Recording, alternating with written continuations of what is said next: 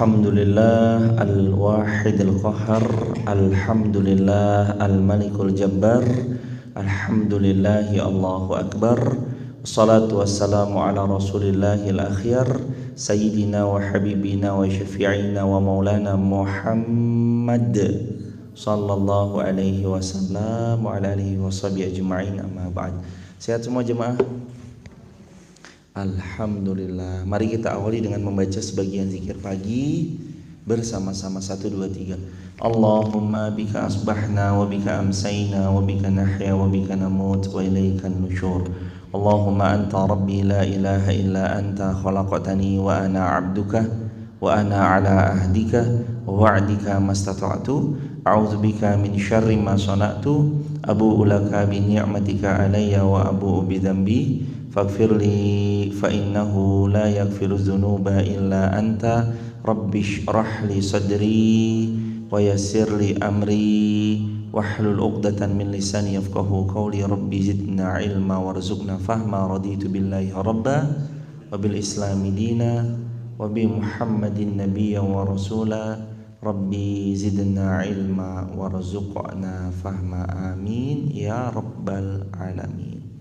Silakan dibuka Quran surah An-Nisa ayat 133. Dan tafsirnya sahabat bisa buka di halaman 691 jilid yang kedua, tafsir Ibn Katsir, tafsir Al-Quranul Azim. A'udzu billahi minasy syaithanir rajim. Silakan. Suaranya masuk. Bismillahirrahmanirrahim.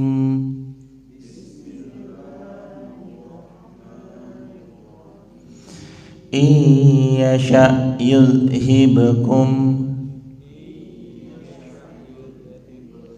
ayyuhan nas wa ya'ti bi akharin.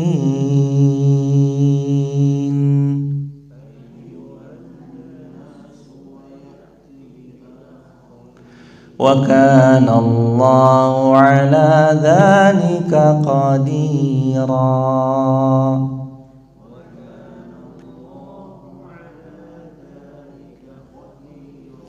Man kana yuridu thawabad dunya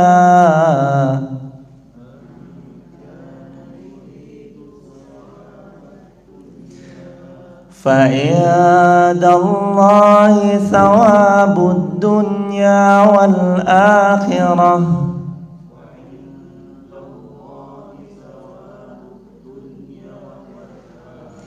Wa kana Allahu sami'an basira.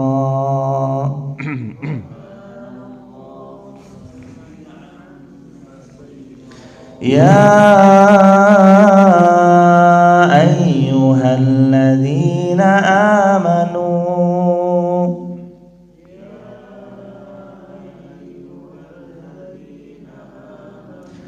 kunu qawwamina bil qist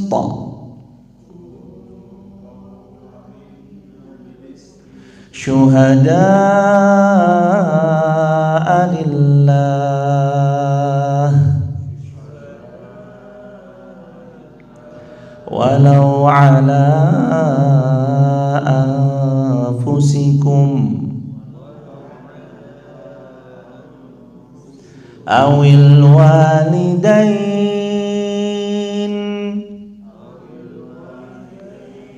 wal aqrabin in yakun ghaniyan aw faqira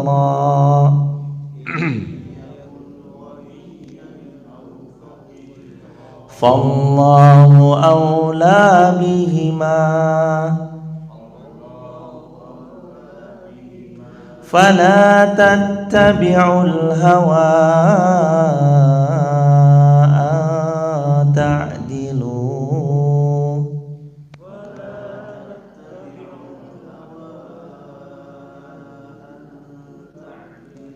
wa in talwu aw tu'ridu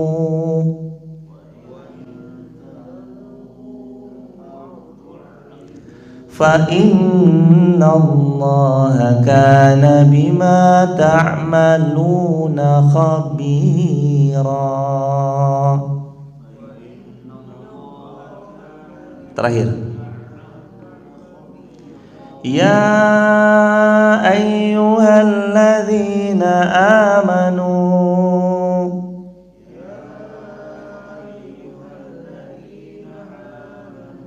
aminu billahi wa rasulih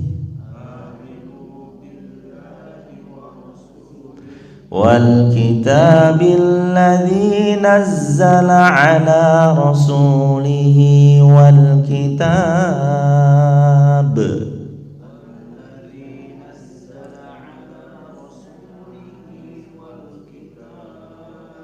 alladzi anzala min qabl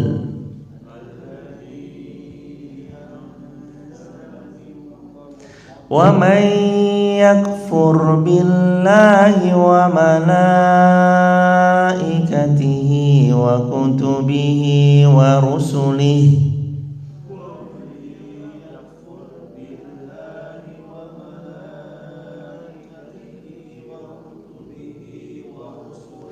wal yawmil akhir faqad dhalla dhalalan ba'ida.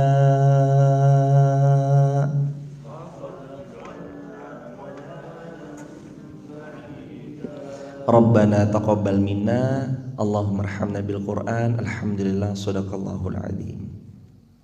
Semoga Allah terima amal kita yang baru saja kita lakukan, zikir pagi petang, memuji Allah, bersalawat pada Rasulullah.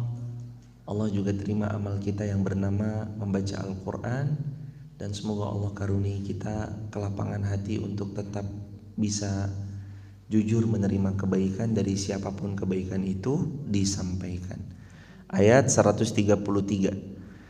Kalau Allah menghendaki, niscaya dimusnahkan oleh Allah kalian semua wahai manusia. Kemudian Allah datangkan umat yang baru sebagai pengganti dirimu, dan sungguh Allah Maha Kuasa dan Allah Maha Mampu berbuat demikian.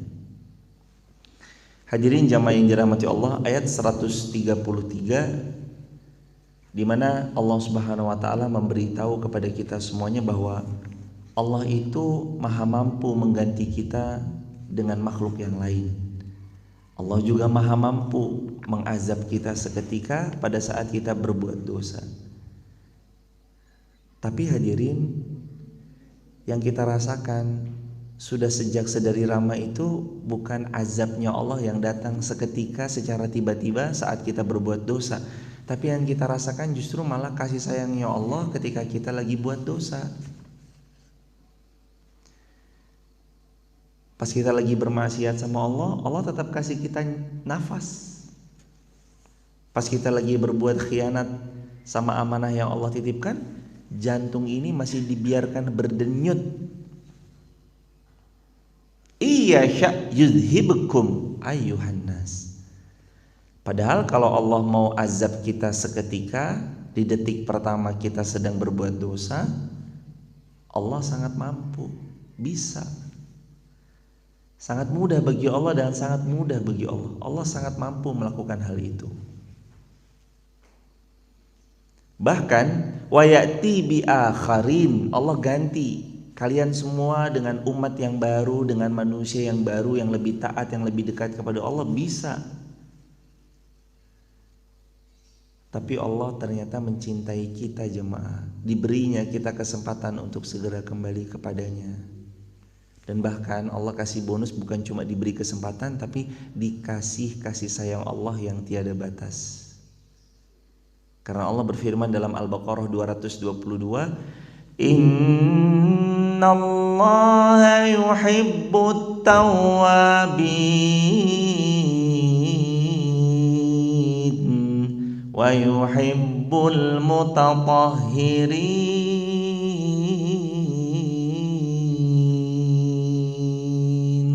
Sungguh Allah amat sangat mencintai tawabin, orang-orang yang bertaubat.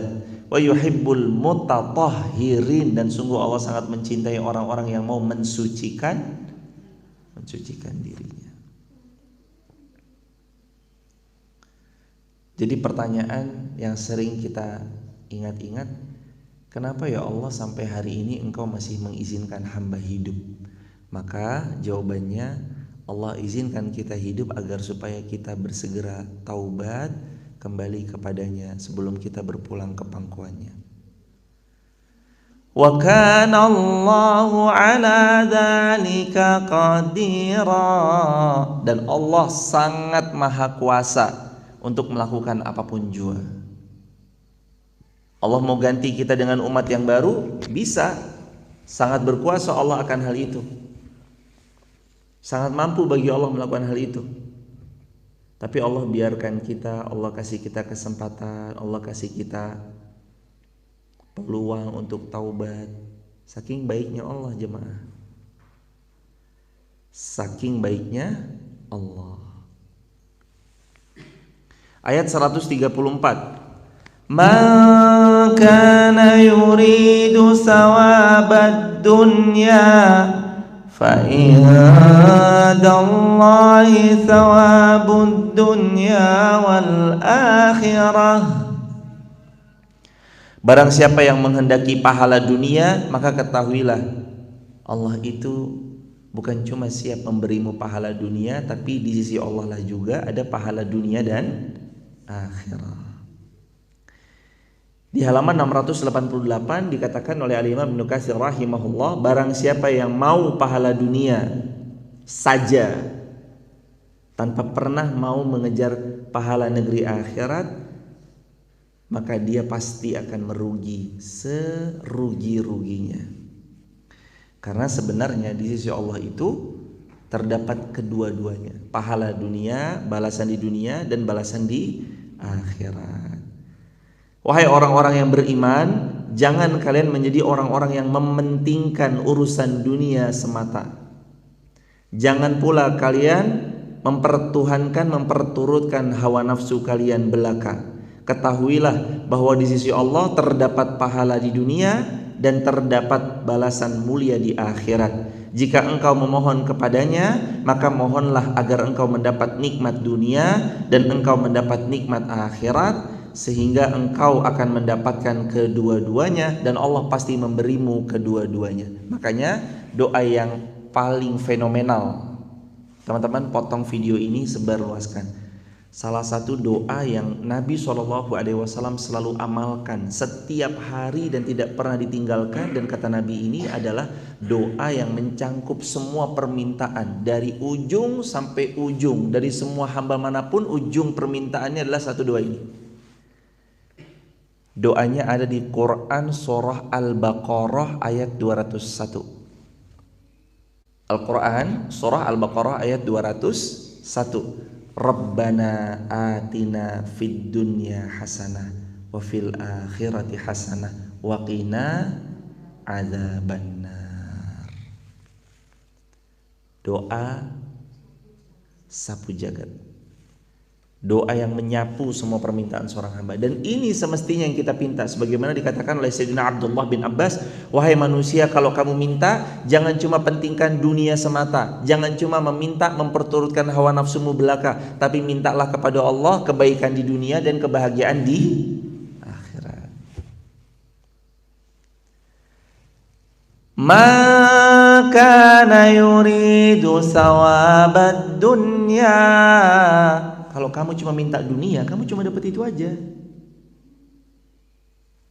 Kalau kamu cuma pentingkan dunia tanpa menginginkan akhirat, tanpa mengharap wajah Allah, ridhonya Allah, kasih sayangnya Allah, meminta berkah dari apa yang kita miliki, cuma dapat itu aja, gak dapat apapun. Dan dia, kata Sayyidina Abdullah bin Abbas radhiyallahu anhuma, pasti merugi.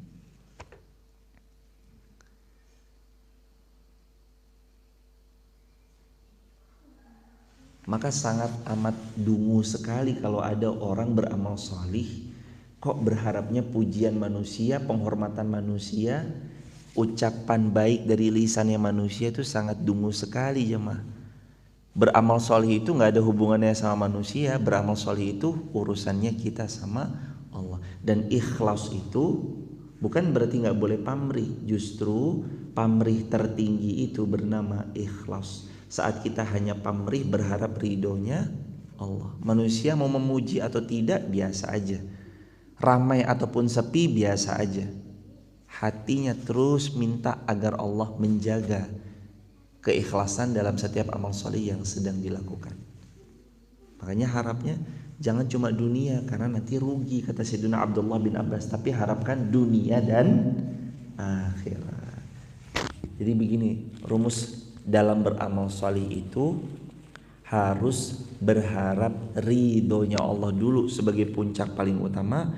Nanti dunia datang sebagai bonusnya. Ibtigha'a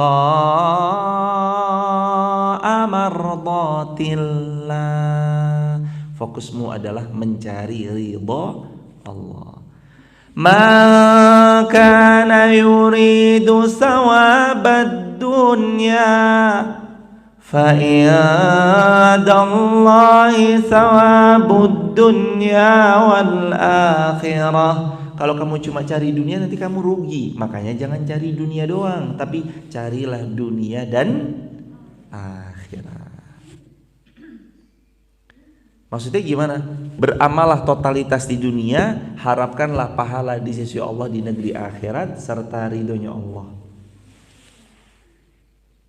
Kalau nanti berharapnya tentang akhirat saja, takut-takut dia melupakan bagiannya minat dunia. Sedangkan Allah berfirman, kejar akhirat wala tansa nasibaka minad dunya. Tapi jangan lupakan ada bagian di dunia ini yang mesti kamu ikhtiarkan dengan sebaik-baiknya ikhtiar. Jadi bagian itu adalah dunia penting, sebab karena akhirat kita ditentukan posisinya oleh bagaimana amal-amal kita di dunia. Takut-takut ada salah memahami nanti. Kalau fokusnya akhirat semata, takut-takut dunianya diabaikan. Padahal kedudukan kita di negeri akhirat itu penentunya adalah amal solih di dunia. Makanya di dunia ini beramal solih. Makanya di dunia ini mati-matian beramal solih, totalitas beramal solih. Diatur strateginya boleh nggak? Bukan boleh lagi, harus. Sebagaimana Rasulullah SAW mengatur strategi pada perang Badar, Rasulullah SAW juga mengatur di mana letak pasukan pada perang Uhud. Artinya strategi ikhtiar terbaik untuk meraih keberhasilan dunia itu harus, tapi bukan untuk dunia, melainkan untuk berharap balasan di sisi Allah, ridhonya Allah. Kita punya strategi bangun pagi nggak? Punya. Gimana caranya? 1. Alarm di setting. 2. Request kepada ibu dan ayahanda kita, tolong dibangunin mak jam 3 mau ngaji. 4. Berusaha kalau memang ada pasangan, insya Allah minta pasangan kita untuk membangunkan. Berikutnya, kalau memang nanti kita ngantuk sedikit, paksain. Berikutnya, kalau memang nanti kita tetap masih ngantuk lagi, pelan-pelan minta ditemani oleh siapapun. Nanti kalau punya teman sahabat di calling, subuh call, tahajud call.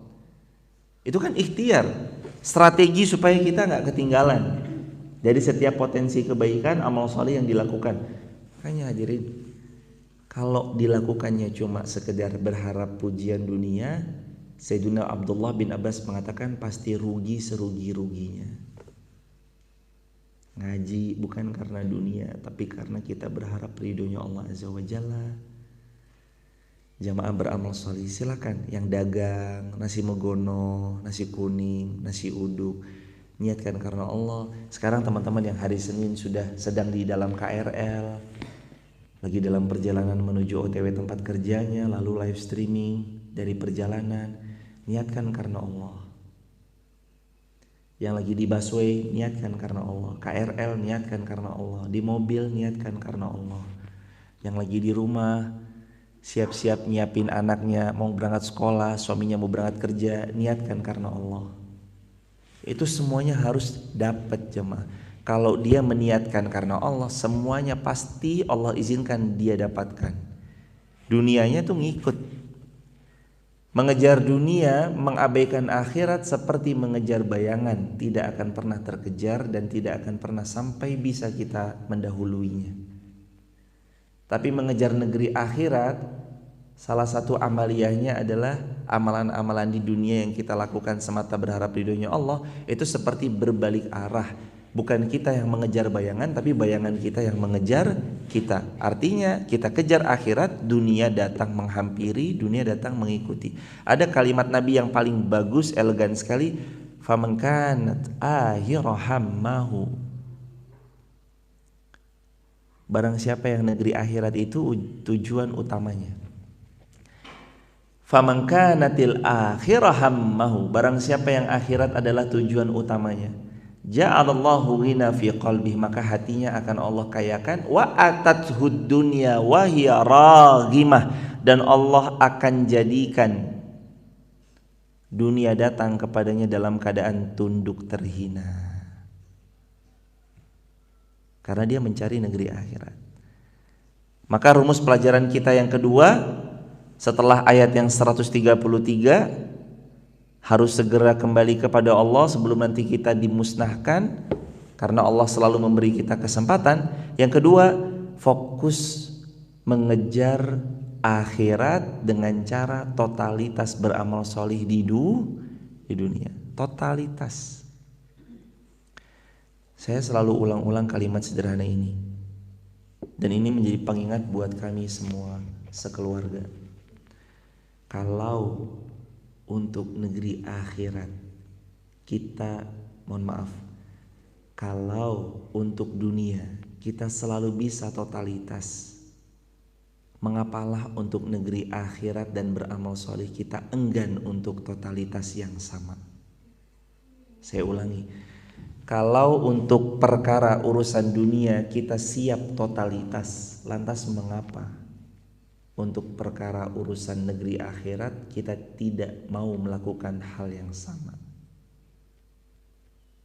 Dunia totalitas, bekerja, berdagang, mencari rezeki yang Allah hamparkan di muka bumi, totalitas. Dia datang pagi-pagi sebelum jam, lalu dia pulang akhir setelah melewati jam. Kenapa untuk negeri akhirat kita gak bisa totalitas? Menghadirkan yang terbaik untuk dunia selalu bisa. Sound systemnya dibelikan sound system terbaiknya untuk perkara-perkara pagelaran dunia, apapun itu. Mikrofonnya disiapkan mikrofon terbaik untuk acara entertain atau acara apa misalkan dalam perihal dunia, yang semuanya diberikan terbaik dari sound system, mikrofon dan seterusnya. Lantas pertanyaannya, mengapa untuk negeri akhirat kita enggan melakukan hal yang sama? Kalau untuk dunia bisa totalitas, harusnya akhirat lebih totalitas. Jadi pembelajaran buat kita bareng-bareng hadirin. Ma kana yuridu thawabad dunya fa indallahi thawabud dunya wal akhirah. Allah tuh menyiapkan untuk kalian balasan dunia dan akhirat. Dunianya dapat, akhiratnya apalagi. Syarat mendapatkan dunia dan akhirat itu mudah. Syaratnya cukup lakukan amal salihmu karena Allah, maka Allah akan berikan untukmu thawabad dunya wal akhirah. Dunia dan akhirat. Gimana caranya melakukan sesuatu untuk akhirat? Lakukanlah amaliyah-amaliyah di dunia ini untuk berharap ridhonya Allah secara baik, totalitas dan penuh keikhlasan. Kita ini kan hambanya Allah yang penuh serba kekurangan, tapi di mata Allah tuh kekurangannya kita dinilai sempurna sama Allah. Bahkan Allah balas berlipat-lipat kalau tujuannya dia melakukannya karena Allah. maka sudah hadirin, jangan ada lagi yang berharap pujian manusia. Jangan ada lagi yang berharap popularitas, jangan ada lagi yang berharap apapun itu. Jadilah manusia-manusia yang ikhlas melakukan karena Allah. Dipuji tidak membuatnya terbang, dicaci tidak membuatnya tumbang. Karena buat dia bukan pujian atau cacian manusia yang didamba atau diinginkan, melainkan adalah ridhonya Allah Subhanahu wa ta'ala. Jadi kalau kalian menginginkan negeri akhirat, niscaya Allah akan memberi kecukupan padamu di dunia, dan Allah sempurnakan balasannya di negeri akhirat. Ini perkataannya siapa? Sayyidina Abdullah bin Abbas radhiyallahu anhuma. Maka di antara manusia ada yang berdoa, ya Allah, berikanlah kami kebaikan di dunia, berikanlah kami kebaikan di akhirat, jauhkan kami dari siksa api neraka. Di antara mereka itu, doa-doa terbaik yang mereka miliki adalah apa bagian dari yang mereka doakan dan mereka usahakan selaras dengan apa yang mereka doakan. Quran surah Al-Baqarah ayat 201, Rabbana atina fid dunya hasanah wa fil akhirati hasanah wa qina azabannar. Jadi konsep doa yang diajarkan Al-Quran kepada kita, minta kepada Allah, ya Allah perbaiki kebahagiaanku di dunia, dan ya Allah karuniai kami kebahagiaan di negeri akhirat, dan jauhkan kami dari siksa api neraka. Dua mintanya, bahagia dunia dan akhirat. Kebahagiaan akhirat itu penentunya amal solih semasa di dunia. Rabbana atina fid dunya hasanah wa fil akhirati hasanah wa qina adzabannar. Siapa yang berdoa dengan doa ini, mereka itulah orang-orang yang akan mendapat bagian dari apa yang mereka usahakan. Artinya doanya tetap harus, ikhtiarnya juga harus.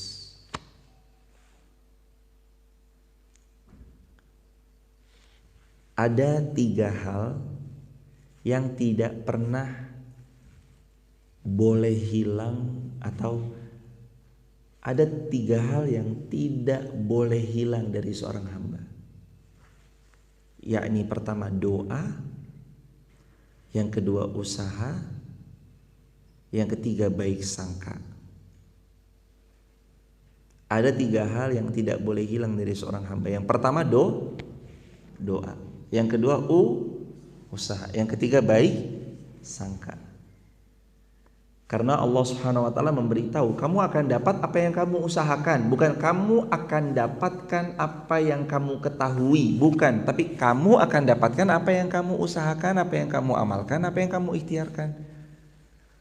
Maka ranah doa ini kewajiban seorang hamba. Namanya hamba tuh butuh berdoa. Berdoalah, kelak engkau akan melihat sesuatu dari doa-doamu.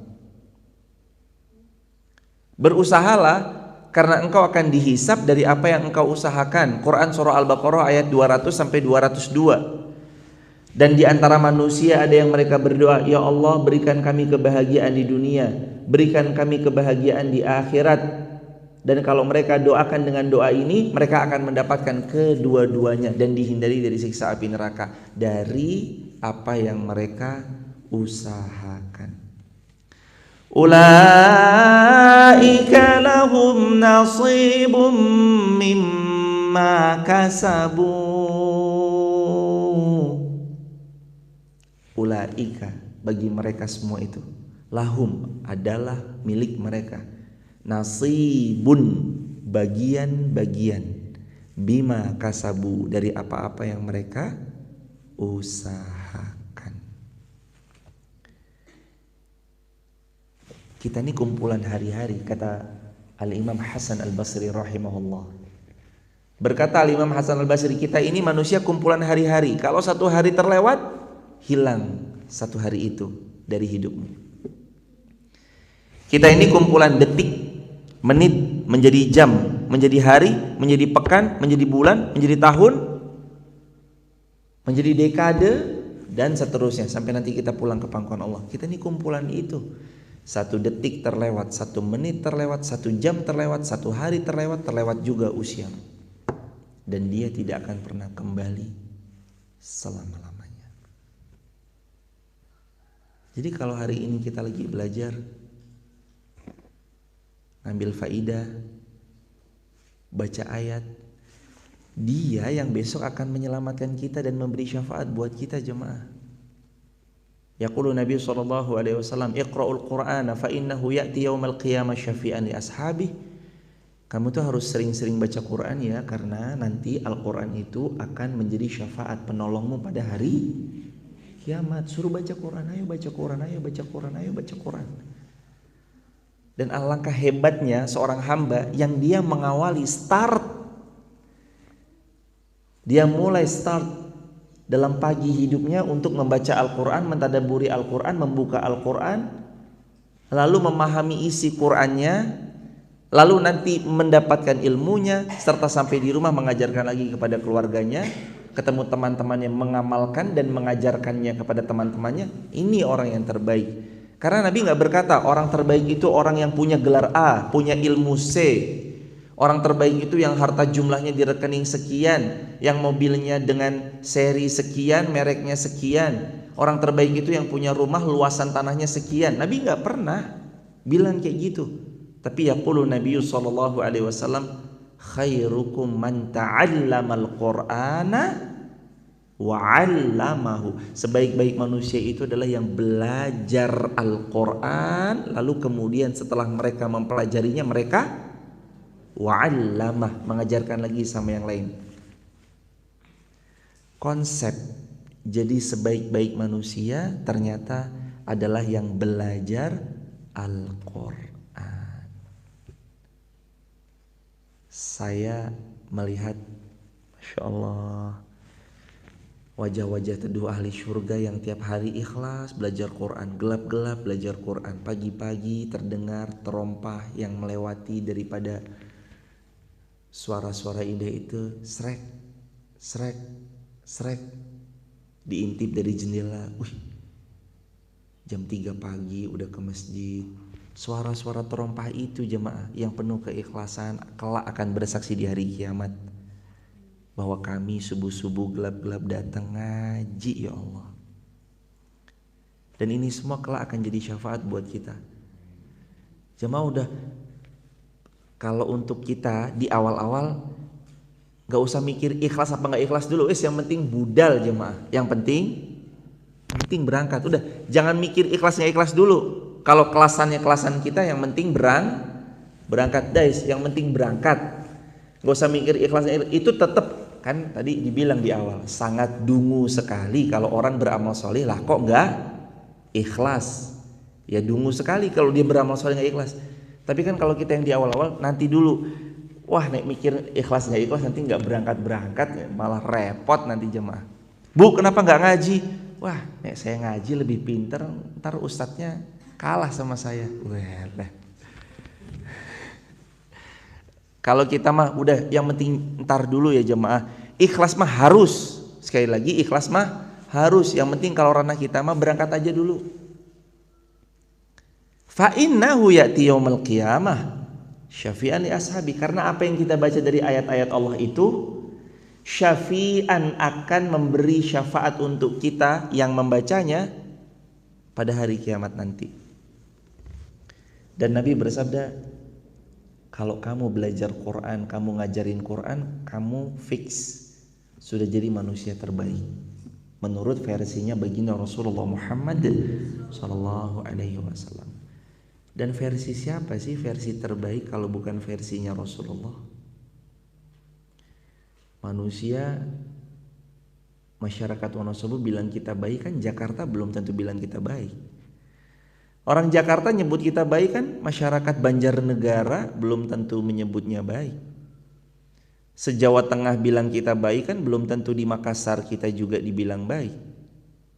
Satu Indonesia nyebut kita baik, belum tentu orang Amerika, orang Australia menyebut kita baik. Tapi kalau Allah dan Rasulnya sudah menyebut kamu kalau belajar Quran dan mengajarkan Quran menjadi sebaik-baik manusia, maka kebaikan itu adalah valid dan pasti benar adanya. Kenapa toh kita tadabbur dari Al-Fatihah ayat pertama Bismillahirrahmanirrahim sampai gak kerasa sekarang pelan-pelan sudah ayat ke 134. Allah yang beri taufik kita untuk belajar Quran tiap hari. Banyak banget kita mengkhatamkan kitab-kitab. Kemarin mengkhatamkan Arba'in An-Nawawiyah, Syarah Arba'in An-Nawawiyah, Riyadhus Shalihin, 70 kekeliruan wanita, ditambah lagi dari banyak kitab-kitab Al-Kabair, Kitabut Tauhid, dan seterusnya. Pertanyaannya, pernahkah kita mengkhatamkan Al-Quran? Maka PR kita, semoga Allah karuniai kita kesempatan, belum dulu kita nanti diwafatkan, sebelum kita khatamkan Quran beserta maknanya, beserta tafsirnya insyaallah. Ma kana yuridu harsal akhirah, barang siapa yang menghendaki keuntungan di negeri akhirat, maka Allah akan tambah keuntungan itu baginya. Jadi kalau kita ngejar akhirat itu ditambah sama Allah. Sudah mendapat dunia, dapat lagi akhirat. Ini Quran surah Asy-Syura ayat 20, tafsir Quran bil Quran. Man kana yuridul ajilata ajjalna lahu fiha ma nasya liman nurid. Barang siapa yang menghendaki, Quran surah Al-Isra ayat 18 sampai ayat 21 yang Ustaz Ilham kalau imamin sering baca. Man kana yuridul ajilata ajjalna lahu fiha ma nasha'u liman nurid. Thumma ja'alna lahu jahannam yaslaha mazmuman madhura. Barang siapa yang mau kehidupan dunia, maka Allah akan segerakan baginya kehidupan dunia apa yang kami kehendaki bagi orang yang kami kehendaki, dan kami juga menentukan jahanam bagi siapa yang kami kehendaki dalam keadaan tercela lagi terusir. Kayak Allah soalnya bilang gini, hambaku, kamu tuh beramal cuma mau dunia doang ya? Ya udah nih dunia nih, ambil. Tapi nanti di akhirat nggak dapat bagian apapun. Aduh, udah habis semuanya. Ada satu hadis yang kami tuh selalu pakai hadis ini buat nampar diri kami pribadi. Hadis 3 golongan, 3 pihak yang paling pertama kali masuk ke dalam neraka. Nabi pernah cerita, jadi ceritanya gini jemaah. Ada orang suaranya bagus kalau baca Quran. Manusia memujinya. Ilmunya well. Dan orang memujinya bahwa dia jenius lah, memuji bahwa dia cerdas, pintar dan segala-galanya. Retorikanya bagus sekali dan seterusnya. Begitu di akhirat Allah bertanya, wahai hambaku, dulu aku kasih karunia suaramu bagus ya? Iya. Kamu pakai apa itu? Baca Quran karenamu ya Allah. Kadzabta, kamu bohong. Kamu juga aku anugerahi ilmu ya? Iya. Untuk apa ilmumu kamu ajarkan kepada manusia? Untukmu ya Allah. Kadzabta, kamu dusta, kamu bohong. Suaramu bagus supaya kamu dipuji-puji. Ih, suaranya indah ya. Oh, kalau imam tuh sampai menyayat hati ya, supaya begitu kan. Dan qad qil, kamu sudah dapat itu. Kamu ngajarin ilmu supaya manusia muji-muji kamu kan, supaya kamu dapat bagian dunia kan, dapat kejar popularitas kan, supaya ramai yang datang ke majelismu semata itu kan. Itu yang kamu inginkan, itu yang kamu harapkan. Wa qad qil, dan manusia sudah bilang kepadamu dan kamu sudah dapatkan itu. Lalu apa kata Allah? Orang yang bacaan Quran ini bagus dan berilmu pun yang tidak melakukannya karena ridho Allah, tapi dia melakukannya untuk mendapatkan pujian manusia, akhirnya dia pun dicampakkan di jurang neraka. Ini golongan yang pertama. Golongan yang kedua, orang sedekah jor-joran, royal sekali kalau bicara sedekah, hingga pada satu ketika dia dipanggil Allah. Wahai hambaku, kamu dulu di dunia ngapain? sedekah ya Allah, hartaku banyak ku pakai buat sedekah, ku pakai buat bangun ini, bangun itu, bangun ini, bangun itu, semua karenamu ya Allah. Dusta kamu, kadzabta dalam hadis. Kamu sedekah supaya kamu dibilang dermawan kan?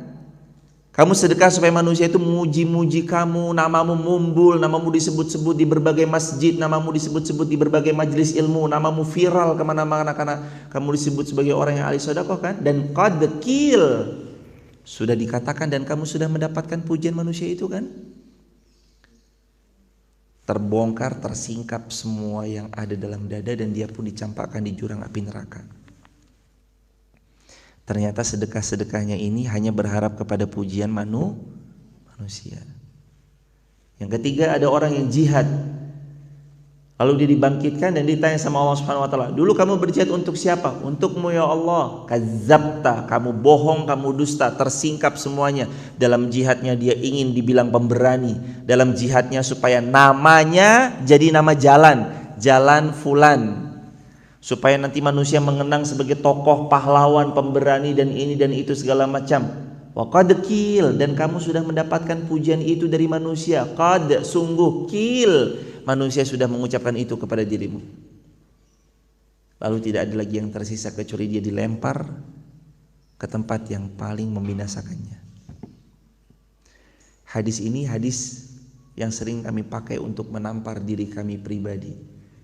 Bukan berarti habis ini kita kendor dalam beramal salih. Bukan sudah ini kita malas beramal, itu bukan. Hadis ini tuh bukan untuk nakut-nakuti beramal salih, bukan.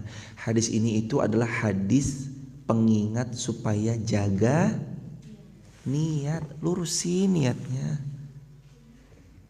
Jangan pas rame semangat, begitu sepi, bali wae bu, bali wae bu. Enggak. Mau sepi, mau rame, gak ada urusan. Mau yang datang 1 orang, bahkan gak ada yang datang, gak ada urusan.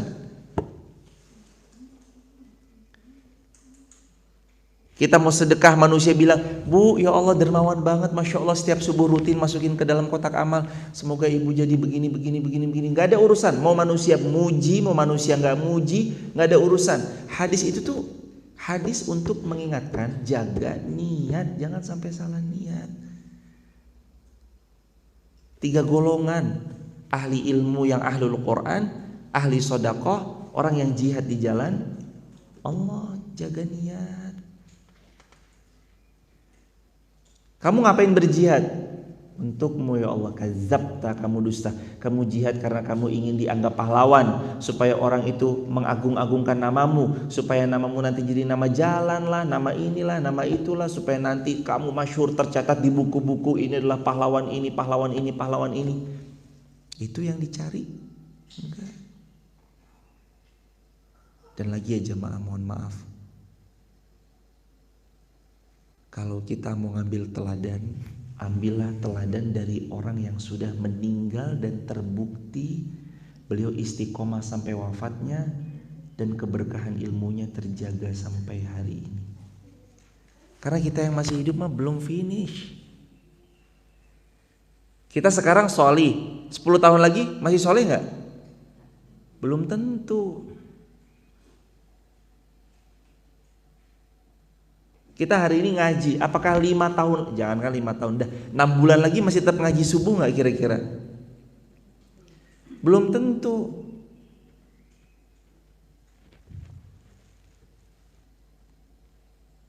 Diuji sama Allah, tiba-tiba meninggal dunia.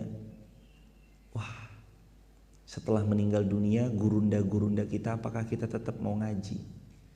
Ataukah kita sudah berhenti, udahlah gak usah ngaji lagi lah, nanti diuji aja deh. Makanya sekarang putuskan dari sekarang, saya beramal sholih tidak akan pernah mengharapkan sedikit pun dari manusia, apapun bentuknya. Tapi sekarang saya beramal sholih, fokusnya hanya berharap ridhonya Allah Subhanahu wa taala. Hadirin jamaah dirahmati Allah, ayat 135. Ya ayyuhalladzina amanu kunu qawwamina bil qist syuhada'a lillah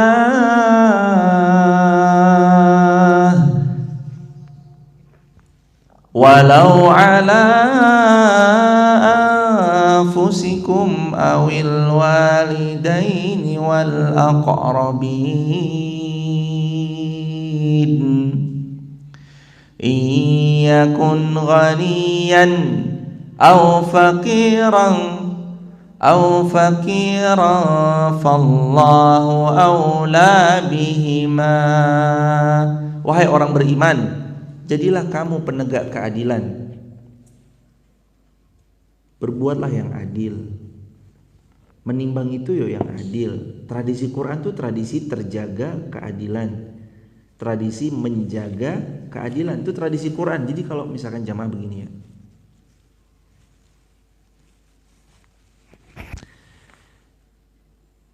kunu qawwamina bil qist. Wahai orang beriman, tegakkan keadilan. Jadi tradisi Quran itu adalah tradisi adil. Ada orang kok dia masih riba tapi dia tetap sholat, ya sikap adilnya harus dikedepankan. Satu sisi ya memang kita tahu riba adalah dosa, tapi ya nggak terus kemudian sholatnya kita pandang sebelah mata. Sholatnya ya itu urusannya sama Allah, Allah yang menghadiahkan pahala kepada beliau, dan kita baik sangka insya Allah sholatnya ini innas sholata tanha anil fahsya'i wal munkar. Sholatnya ini yang nanti perlahan-lahan membuat dia terjaga dari perbuatan keji dan munkar, lama-lama ribanya dia tinggalkan. Baik sangka aja. Tugas kita tuh nggak ngejudge, nggak menghakimi sebab karena satu dosa yang dia lakukan ini dosa riba nih, wah dasar kamu pelaku riba. Enggak. Tradisi Quran itu ya tradisi adil. Ada seorang laki-laki sama perempuan berzina lah, terus kemudian dia sholat, padahal dia baru saja berzina. Ya zinanya dosa besar. Tapi sholatnya boleh jadi wasilah dia untuk diterima taubatnya dari dosa zina yang baru siang tadi dia lakukan. Jadi Islam itu ya adil jamaah. Kunu, jadilah kamu semua qawwamina bil qist, penegak keadilan. Kalau berbuat tuh berlaku adil, nimbang orang tuh nimbang keadilan. Nah sekarang kita ngelihat saudara sama muslim itu harus dengan keadilan juga. Ada orang masih maksiat, sholatnya yuk tetap jalan. Satu sisi yuk kita mendoakan, mudah-mudahan maksiatnya berhenti, sholatnya terus jalan. Tapi kalaupun memang dia belum meninggalkan maksiatnya, doa ini gak boleh terhenti untuk beliau.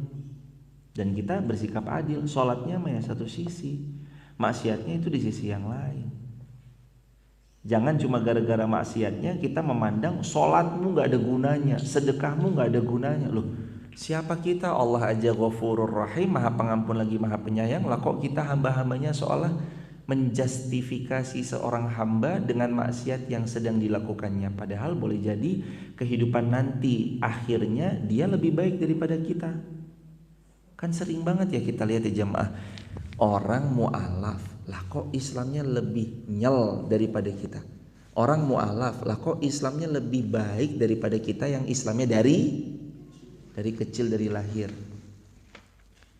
Ini mu'alaf, belajarnya tuh lebih powerful daripada kita yang dari kecil udah Islam. Boleh jadi hal yang sama itu terjadi, kita yang udah ngaji nanti bisa disalib sama orang yang taubat. Orang ini taubat, kita disalib nanti, amal solihnya disalib, kebaikannya disalib. Dan kita wafatnya mah belum tentu husnul khatimah, tapi beliau karena sungguh-sungguhnya boleh jadi Allah wafatkan dalam keadaan husnul khatimah. Ada berapa banyak orang menggambar, sininya digambar semuanya. Lalu taubat sebulan sebelum wafat, gak pernah meninggalkan amal salih.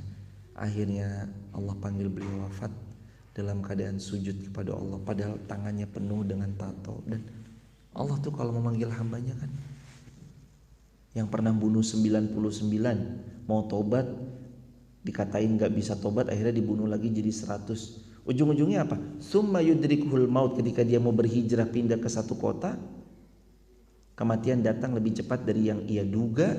Faqad waqa'a ajruhu 'ala Allah, maka pahalanya telah tetap di sisi Allah dan dia menjadi penghuni syurga. Padahal bunuh berapa orang? 100 orang. Kita paling baru bunuh nyamuk doang. Itu bunuh orang 100 orang. Itu Quran surah An-Nisa ayat 100. Kemarin masa lupa jemaah? Kemarin kita pelajari An-Nisa ayat 100. Coba dibuka lagi deh, An-Nisa ayat 100. Wa may yuhajir fi sabilillah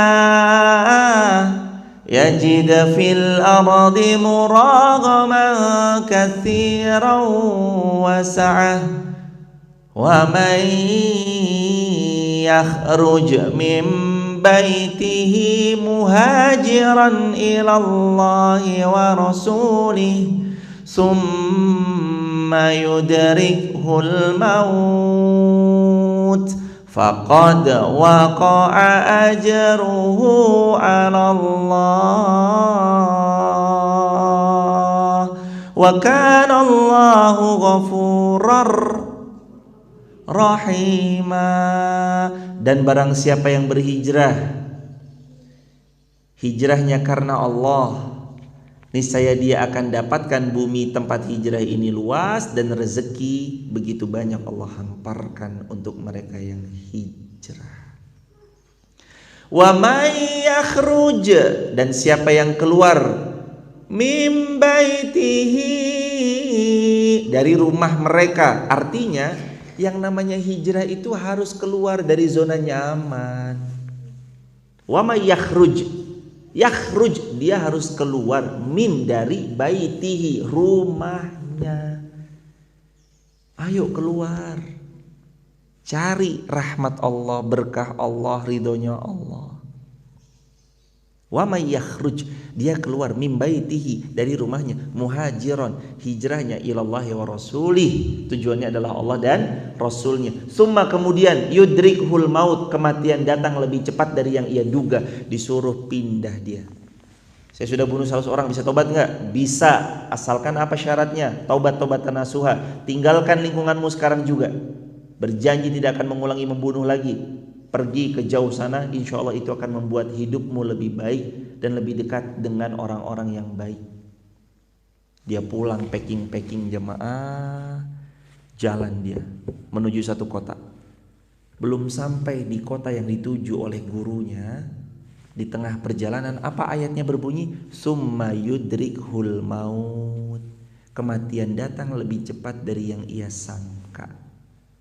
Lalu apa Allah berfirman? Faqad waqa'a ajruhu 'ala Allah, maka Allah sudah tuliskan pahala di sisi Allah.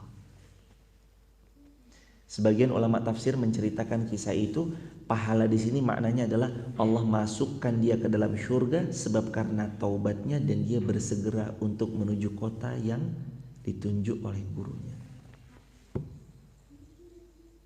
Makanya tadi saya bilang di awal, jamaah, kalau kita mah wis nggak usah mikir ikhlas nggak ikhlas, sing penting angkat wis jamaah.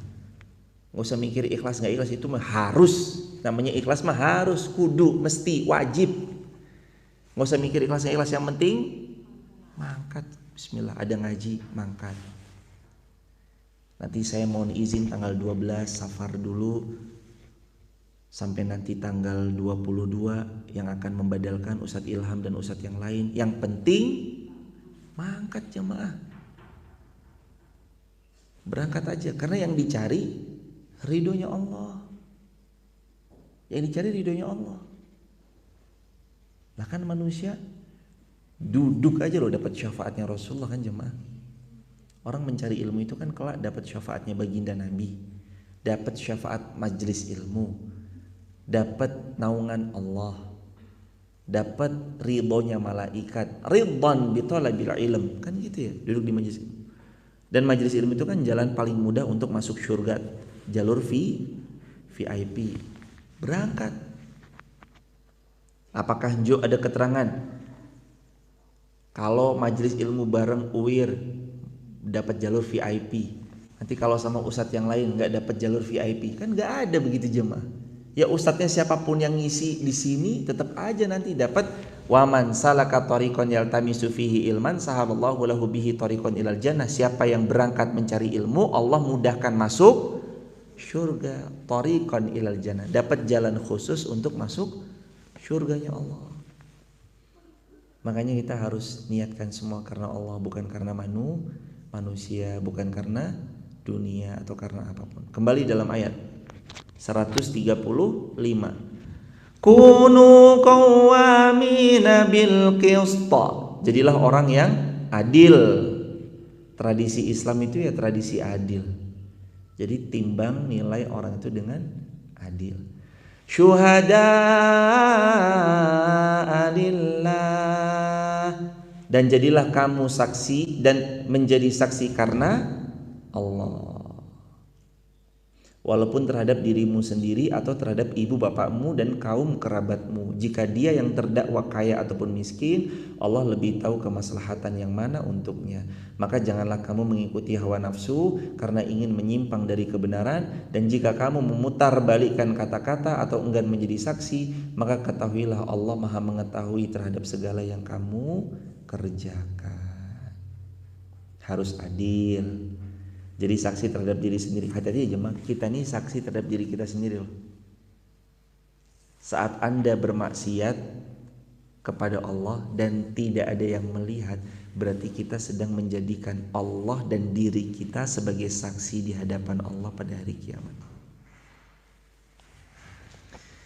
Gak ada maksiat yang gak ditahui oleh Allah. Allah tahu semua maksiat kita, Allah tahu semua manuver-manuver kita, Allah tahu semua tipu muslihat kita, Allah tahu semua trik dan intrik-intrik yang kita lakukan, Allah tahu semua. Jangan dikira Allah gak tahu, Allah tahu semuanya. Ayo jemaah, kita jaga diri, jaga hati, muliakan apapun, karena Allah Subhanahu wa taala muliakan diri kita dengan cara taat kepada Allah Subhanahu wa taala, karena mau bagaimanapun akhir dari kesudahan hidup ini perjalanannya adalah kematian, dan kita harus mempersiapkan kematian kita dengan sebaik-baik bekal. Akhir dari perjalanan ini adalah kematian, karena dunia ini bukan dicipta buat kita kan. Hambaku, ini dunia untukmu ya. Kalau dunia Allah cipta buat kita, kita gak diciptakan kematian, kita terus nikmatin dunia. Tapi dunia ini ternyata bukan diciptakan buat kita. Dunia ini ternyata diciptakan untuk mempersiapkan tempat yang lebih abadi, yakni di syurganya Allah Subhanahu wa taala. Mudah-mudahan kita masuk syurga tanpa hisab semuanya. Jamaah online offline masuk syurga tanpa hisab semuanya, dan kita istiqomah, wafatnya di Mekah Madinah, wafatnya husnul khatimah. Alhamdulillah, bagi teman-teman di TikTok, YouTube, Instagram, bila mana ada yang berkenan mendapatkan ilmu-ilmu, konten-konten Islami, poster-poster dakwah dari kami, teman-teman bisa tap link di bio, sebut namanya, asal kotanya, asal negaranya, dan mohon doanya mudah-mudahan lantai 2 finishing dan Masjid Muhammad Al-Fatih segera terselesaikan. Kita lanjut membangun asrama penghafal Al-Quran, juga bagi sahabat yang hendak membersamai pembangunan asrama penghafal Quran maupun masjid maupun yang lainnya, pembebasan tanah dan seterusnya, sahabat juga bisa tap link di bio www.uwir.co.id. Semua informasi lengkap di situs itu, www.uwir.co.id. Semoga Allah memilih harta kita menjadi harta jariyah yang kelak akan memberatkan timbangan kebaikan kita pada hari kiamat. Kalaupun belum, niatkan saja dengan doa terbaik teman-teman, karena sungguh doa itu sudah lebih dari apapun. Doakan ya sahabat, doakan. Barakallahu fikum. Waktu dan tempat untuk tanya jawab dipersilakan. Fadhol Mas. Waalaikumsalam.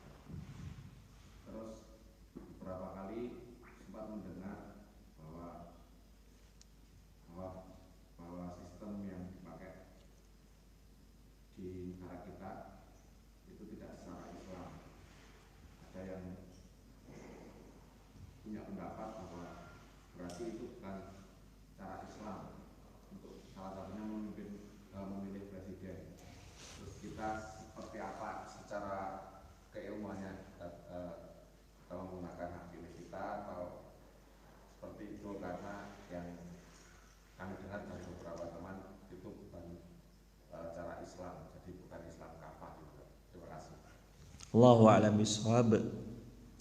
Terima kasih Mas atas pertanyaannya. Sungguh kami pun sangat masih terbatas ilmunya tentang perihal hal ini. Bicara tanpa ilmu adalah hal yang sangat dihindari oleh para ulama, apalagi sekelas kami. Ulama saja bicara tanpa ilmu sangat menghindari, apalagi sekelas kami. Maka jawaban dari pertanyaannya wallahu a'lam bishawab. Kami pun juga masih terus memohon pertolongan kepada Allah agar semoga gemilangnya kaum muslimin itu bisa kembali kepada sebagaimana mestinya. Doa-doa dan doa yang bisa saat ini diikhtiarkan sambil pelan-pelan menyisipkan ke dalam relung jiwa kita masing-masing agar kita memperbaiki diri, memperbaiki keluargaku, anfusikum wa ahlikum nar. Mari kita jaga diri, mari kita jaga keluarga. Dan kami memang di tahun ini tidak akan menyinggung ke arah pembahasan itu. Memang dari ya memang udah diniatkan untuk tidak menyinggung-nyinggung ke pembahasan masalah ke sebelah sana, tidak pula bagaimana.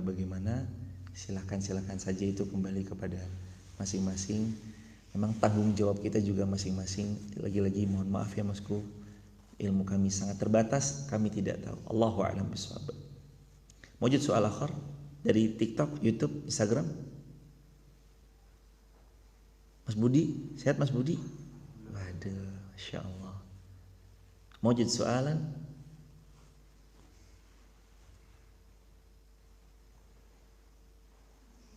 Ada. Pertanyaan dari akun Instagram nama Tahna At-Tarafa.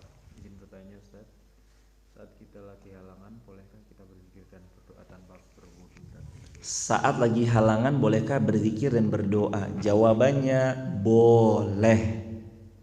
Ada 5 hal yang boleh dilakukan perempuan yang sedang haid. Zikir kepada Allah, subhanallah walhamdulillah, subhanallah walhamdulillah wala ilaha illallah, Allahu akbar, subhanallah bihamdi, subhanallah bihamdi, subhanallah bihamdi, boleh, subhanallah bihamdi, subhanallahil azim, boleh. Berdoa, ya Allah mudahkan urusan hamba dan seterusnya, boleh. Yang ketiga, silaturahim, boleh. Yang keempat, timba ilmu, boleh. Yang kelima, memfasilitasi kebaikan apapun bentuknya. Itu yang dilakukan perempuan yang sedang haid dan itu diperbolehkan. Allahu a'lam bishawab. Barakallahu fikum. Ada lagi hadirin? Silakan Mas. Pertanyaan atas nama Y Mariani 352. Bagaimana hukumnya meminjamkan modal usaha bagi hasil tiap bulannya 4%, apakah termasuk riba? Bagaimana meminjamkan modal usaha lalu kemudian bagi hasil 4% tiap bulannya, apakah termasuk riba? Konsep muamalah dalam Islam tidak dipatok secara permanen jumlah nominal angkanya. Tapi kalau prosentasenya boleh, dengan catatan kerugian juga mesti ditanggung bersama-sama. Karena dalam Islam kita mau investasi, untungnya bagi 2, ruginya juga ditanggung bersama. Nah sekarang pembagiannya, modalnya saya taruh 1 juta, saya dapat bagi hasil 4% dari prosentase keuntungan bersih di suatu perusahaan. Bolehkah? Jawabannya boleh. Tapi jangan lupa kalau ada kerugian juga ditanggung sebesar yang telah disepakati. Misalkan 4% juga tanggung kerugiannya, ya maka 4% itu juga yang ditanggung kerugiannya.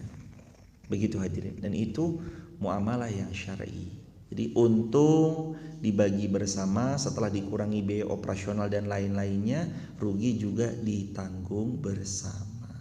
Itu muamalah yang baik, yang sesungguhnya. Bagusnya memang begitu. Dan hadirin boleh-boleh saja investasi kepada seseorang yang jamaah anggap bisa dipercaya, boleh aja investasinya. Dan ingat loh ya jamaah, investasi usaha tidak selalu untung. Namanya usaha kan. Bulan lalu dapat 40, yang bulan ini cuma 31, atau sebelumnya dapat 23, bulan ini dapat 45. Ya namanya dagang mah kan begitu. Harus siap. Jadi siap mental juga. Kadang mohon maaf, yang nggak paham dunia perdagangan, lalu tiba-tiba maunya, wes nggak bisa, kalau untung bagi dua, rugi tanggungan sendiri. Padahal kan dalam usaha tuh ada cost fix yang nggak bisa dibalikin. Contoh misalkan kita mau buka rumah makan, karena saya pengalaman ya jemaah, maksudnya pernah buka rumah makan di Kodim 0707, Al-Baik Rica-Rica Ayam, dulu pernah di alun-alun pinggir jalan. Itu kan ada cost fix yang nggak bisa digali. Contoh misalkan nyemen tuh apa bisa dibalikin? Kan nggak bisa ya. Makanya dulu sih ini sendiri ya, maksudnya alhamdulillah kami sendiri, nggak ada campur baur siapapun, nggak, kami sendirian. Tapi ini untuk memberitahu kepada siapapun yang investasi kepada pihak lain gitu ya. Kalau kami dagang selalu sendiri, nggak pernah join. Maksudnya join di sini adalah ada investor gitu, nggak ada sama sekali. Termasuk yang kemarin-kemarin ada Al-Baik Taiti, Al-Baik Rica-Rica, Al-Baik Fried Chicken yang di Garung, sempat kami jualan fried chicken. Itu pun semuanya sendiri, nggak ada dari siapapun gitu, nggak ada. Tapi kami mau memberitahu kalau Anda mau invest sama orang, Anda juga harus bukan cuma sekedar pokoknya aku ngerti untungnya berapa kasih saya. Itu enggak. Ada cost fix. Contoh misalkan pelayan, ini butuh training nggak? Butuh training kan? Dan uang training apa bisa dikembaliin? Nggak bisa. Ternyata 2 hari baru kerja dia keluar, lah uang training 3 juta, dia pergi ke Jakarta butuh transport, satu orangnya 10 juta training sebagai waiters, lah terus dia tiba-tiba keluar, ini nggak bisa dikembaliin. Harus ngerti juga, di posisi itu harus ngerti juga bahwa usaha tuh ya begitu, nggak melulu tentang enaknya doang. Wah ini mah cuan, bukan cuma cuan doang. Ntar ngaspal jalan, kan kita mau buka kedai nih, butuh ngaspal jalan nggak? Butuh parkir nggak? Butuh milok nggak? Itu kira-kira bisa dibalikin nggak? Nggak bisa kan? Itu juga harus diperhatiin sampai sana. Karena ada juga beberapa jamaah kan buka usaha gitu, jadi kami sedikit banyak ngobrol sama beliau ya, tahu lah ada fixed cost yang itu nggak bisa diganggu gugat. Itu adalah fixed cost membangun satu restoran gitu, harus beli pendoponya lah, beli ininya, beli itunya. Dan kalau menjadi investor ya satu sisi harus tadi siap 2 hal tadi, siap bagi hasil persenannya, siap juga menanggung kerugiannya. Jangan maunya saya udah tanam 10 juta ya, pokoknya mau nggak mau kalau rugi balikin 10 juta saya. Loh, balikin 10 juta nih ternyata udah jadi ini, jadi itu, jadi ini. Ini juga harus berlapang dada. Ingat, usaha itu tidak melulu untung, kadang-kadang ya harus siap rugi, harus siap rugi. Jadi begitu jamaah kurang lebih. Barakallahu fikum. Ini tentang usaha. Semoga teman-teman yang sedang berusaha Allah karuniai rezeki yang barokah, yang menjadi investor di banyak bidang. Semoga Allah karuniai investasinya itu membantu orang lain, juga selain membantu menghasilkan sesuatu yang penuh keberkahan. Dan semoga kita semua terus istiqomah jadi hamba sampai Allah wafatkan nanti kita dalam keadaan husnul khatimah. Hadirin jamaah dirahmati Allah, sekali lagi kami pamitan dari sekarang supaya nanti tidak lagi bertanya bila mana subuh kok nggak ada. Kami akan safar tanggal 12 sampai tanggal 22 Oktober. Jadi kurang lebih 12 ke 22 itu kurang lebih sekitar 10-11 harian. Ini plus perjalanan karena kami 1 hari di Jakarta dulu. Kami akan safar umroh, jadi mohon izin kalau nanti kajian subuh syuruk akan dibadalkan oleh Ustadz Ilham atau gurunda-gurunda kita yang lain. Begitu kami akan safar, dan ini akan diagendakan terus umroh bersama UIR, termasuk juga agenda terdekat setelah pemberangkatan Oktober ini, umroh bersama UIR akan diadakan lagi awal Februari. Dan insya Allah juga akan diadakan kembali di Ramadan akhir sampai Lebaran, dan akan diadakan lagi Haji Furoda bersama UIR. Insya Allah teman-teman, mudah-mudahan Allah memudahkan kita punya niat untuk sama-sama berangkat ke Baitullah semampu kita biidznillah. Subhanakallahumma bihamdika, asyhadu an la ilaha illa anta, nastaghfiruka wa natubu ilaik. Tap link di bio untuk semua informasi terkait gabung di grup WhatsApp dan yang lainnya. Mudah-mudahan Allah berkahi ilmu yang kita pelajari, dan akhiri dengan hamdalah bersama-sama. Alhamdulillahirabbil alamin. Salam keluarga di rumah. Assalamualaikum warahmatullahi wabarakatuh.